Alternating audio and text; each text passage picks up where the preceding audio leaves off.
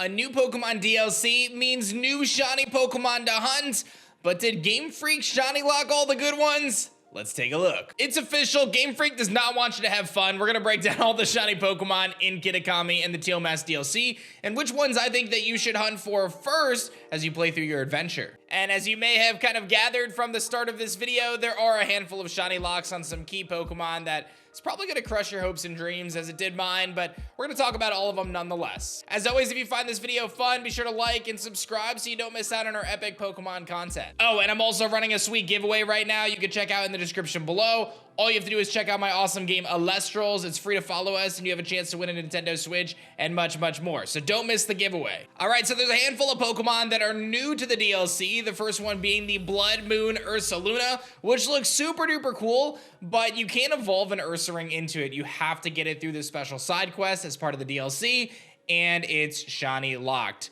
You can, however, get a shiny Diplin, which kind of has this golden colorish to it, and it keeps the green from the Applin, which I really liked. Flapple's shiny was one of my favorites, kind of going from the red to the green apple. This one goes more kind of golden instead, but it still looks super cool, so I would say that this is probably the top shiny to go for in the DLC. That's just my opinion. I would definitely go for it. I'm certainly gonna get myself a shiny Diplin. Then you've got Poltergeist and Sinistcha as new Pokemon, of course, and their shiny forms are, I guess, okay. Nothing too crazy. You've kind of got the green instead of the black, which looks cool, but it's nothing too insane. So I would say this is one that shiny hunters are gonna wanna go for, especially as you try to get that authentic mark on it.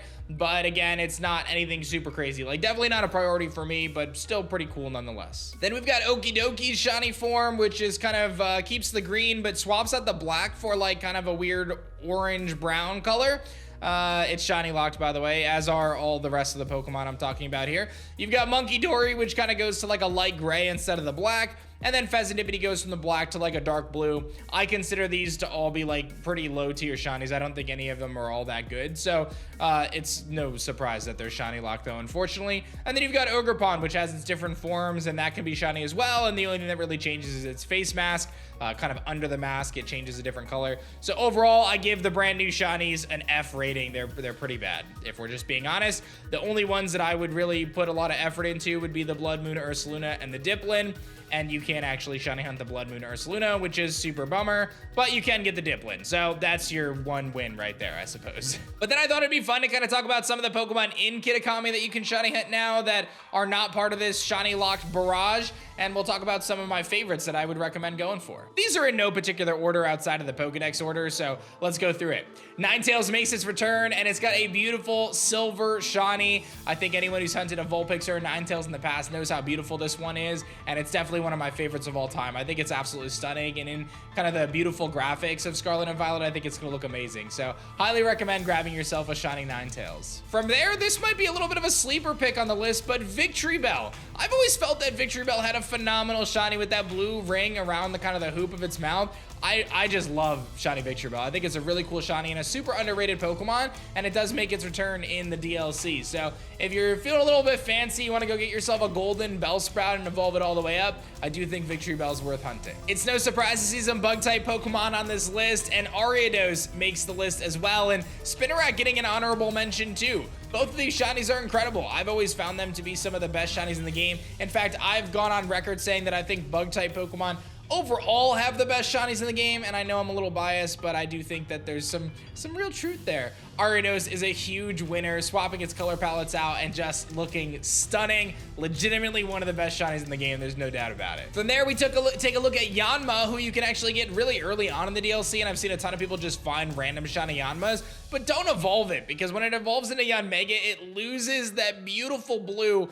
That blue shiny palette is legitimately, in my opinion, like the best shiny color in the game. That blue that's on shiny Yanma is so perfect, but it loses it when it evolves. It turns into like a darker blue. It's not as good when it evolves. I really think shiny Yanma, again, one of the best shinies that has ever been created in my opinion.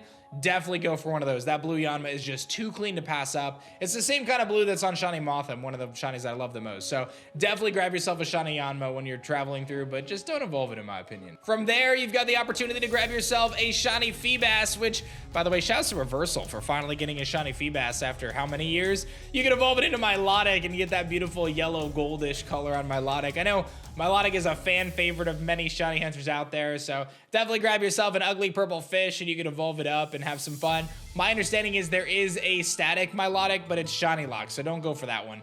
Grab the Feebas and evolve it would be your best bet. This one may surprise some of you guys, but I actually have Duskull and Dusclops on my list. I don't really like Dusknoir nearly as much, but Dusclops is a really viable Pokemon in competitive as an Eviolite user with Trick Room because of its natural bulk. So I think Dusclops is a great shiny to go for. Duskull and Dusclops have that beautiful red coloration to them, and they are so clean. One of the coolest ghost shinies in the game, in my opinion. Highly recommend, but again, much like Yanma, don't evolve it into Dusknoir. It's just not worth it. Speaking of ghost type Pokemon, we're gonna pivot over to Chandelure and that beautiful orange flame when it evolves. A little disappointing as a Litwick, but as it evolves up to Lampent and Chandelure, it is so beautiful. Legitimately one of the sickest shinies that have ever existed.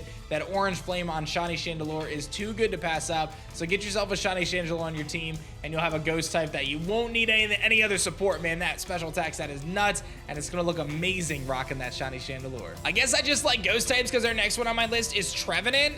Trevenant's White Tree shiny is so good and it looks amazing as a Phantump as well. My only wish was that Gourgeist made it too. I love Gourgeist, but Trevenant, so cool, man. Lots of ghosts and grass types nowadays, but this is just such a good shiny. I remember hunting it in the hordes in Pokemon X and Y. This thing is timeless, man. One of the best shinies that have ever been created. I love just the white and the black shinies always look so clean, and Trevenant is no exception, so make sure you grab one of those. And this one's a little bit out there for some of you, but I really think Vikavolt has an incredible shiny. Not only does Grubbin and Charjabug have this beautiful red, but the kind of silverish gray that you get on Vikavolt is so clean. Legitimately one of the top shinies and an amazing Pokemon. One of my absolute favorites, was my mascot for a long time as a Pokemon creator. So definitely grab yourself a shiny Vikavolt. And last but not least, to round out our 10 shiny Pokemon that you should hunt in the DLC, I'm gonna throw Cramorant on the list. Yes, the Goofy Bird Cramorant has a really sick orange shiny. I really think it's kind of cool. It goes from blue to orange, nice transition. I think that orange coloration looks really, really good. So I think Cramorant's a great pick for you guys to hunt in the DLC. And even though I covered my top 10 list, I thought it'd be fun to throw in a few honorable mentions. Weezing getting its neutralizing gas. I've always felt like regular shiny Weezing was a really, really cool shiny. It's got just kind of a beautiful, like, greenish, bluish, tealish color to it. It's kind of cool. I've always thought Weezing was sick. Shiny Volbeat, another one that I recommend looking into. That blue is just so clean. We talked about it with Yanma a lot.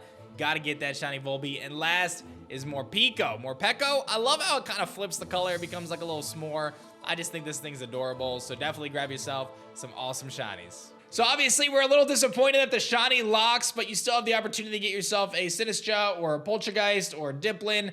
Everything else is pretty much locked, but there's some great returning Pokemon from older generations that are worth your shiny hunt. So go out there and get lucky, my friends. I wish you the very best. Don't forget to enter our giveaway, and thank you so much for watching this one. I'll see you guys soon.